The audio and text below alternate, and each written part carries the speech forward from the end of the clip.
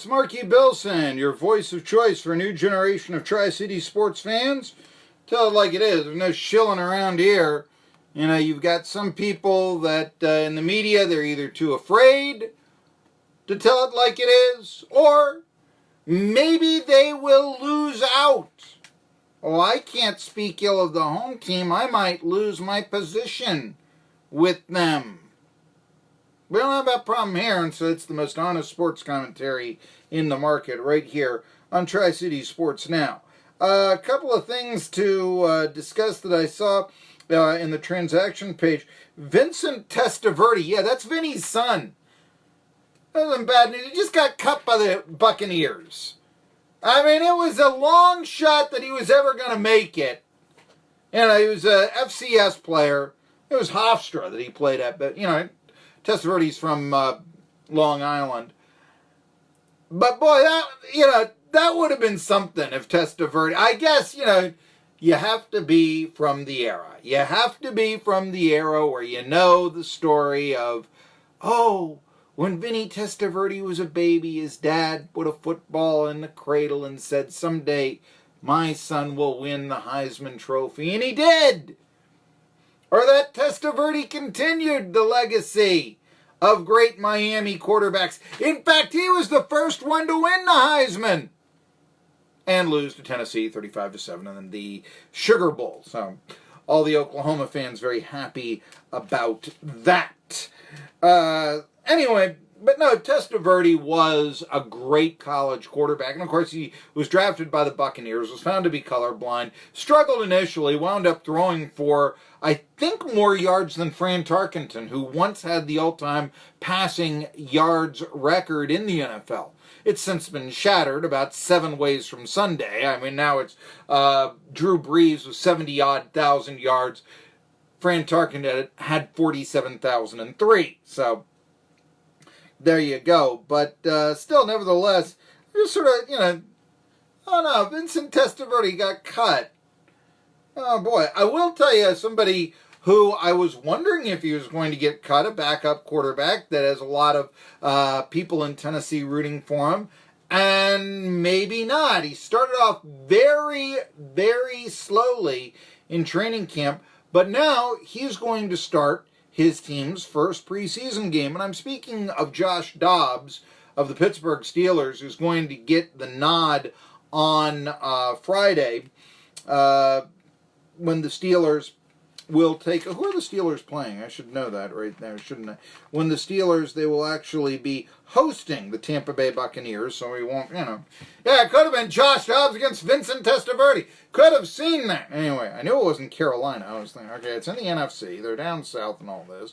You have been hearing Matt Pauley tell you some of the games. A lot of NFL games tonight, but it's the preseason, so who cares? But it's Indianapolis, Buffalo, Jets, and the Giants. All right.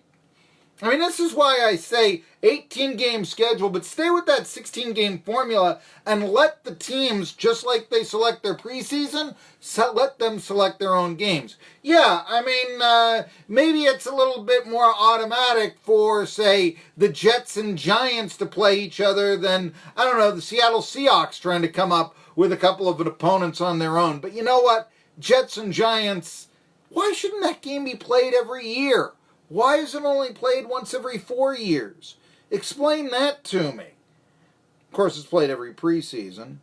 Jacksonville will go to Baltimore, one team that once had the Colts, another city that once wanted them. The Titans, if any players will actually show up, because it seems like they're all on the physically unable to perform list, they'll be at Philly, New England at Detroit. Detroit somehow takes those games seriously. Washington at Cleveland, or at least they used to. Atlanta, Miami, Houston. The Texans go to Green Bay. So you've got the franchise with the least amount of tradition going to visit in preseason, the franchise with the most amount of tradition. See, that's why the Texans want to play that game. This could be us maybe someday, in about 200 years. That's the way they look at it. Panthers will be at Chicago in Soldier Field, Chicago. Okay. Chargers will be at Arizona, and Denver will be at Seattle. See, there's a game right there. And, Denver is out there. I'll give you that the geographical rivalries in the Mountain Time Zone don't seem to be like, Jets and Giants. I'll give you that. But sure, Broncos and Seahawks, okay, I can see that, So I don't know if it's going to enhance. I don't think it will when Las Vegas would play Denver. But Vegas and Phoenix?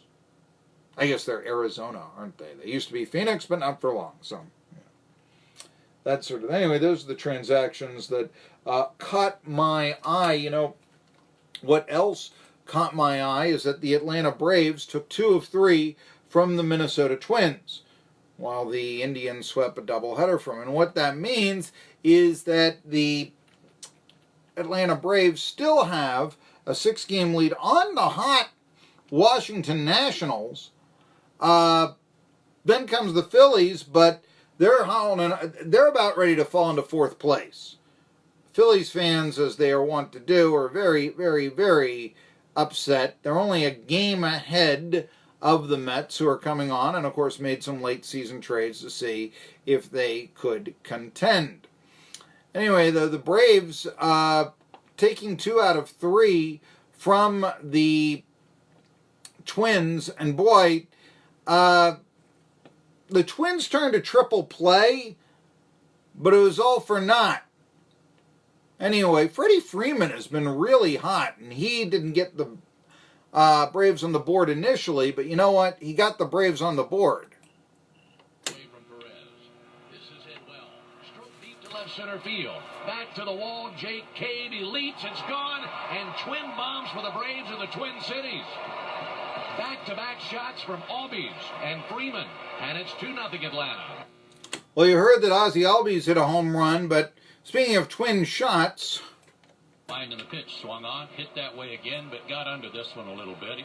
Rosario, though, is on the track. He's at the wall. He leaps. That's gone, too. Are you kidding me? It looked like he pumped it up.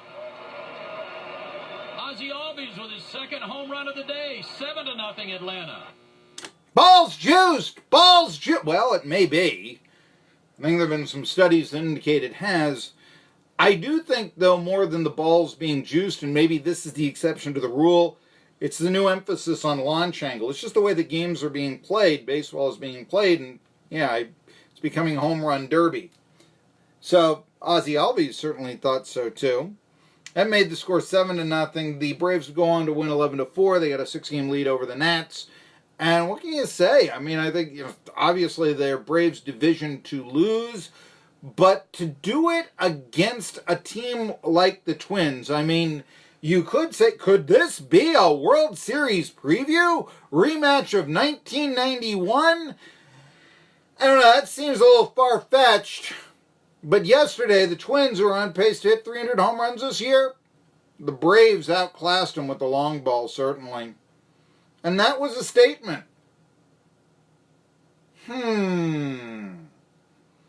So it continues onward. I'm Marky Billson. Of course, Josh Brown will talk to him tomorrow about the Atlanta Braves and update, and he'll tell us what he thought of this series. But until then, when we come back, I'll give you more baseball news after this. The Happy Box meal featuring plentiful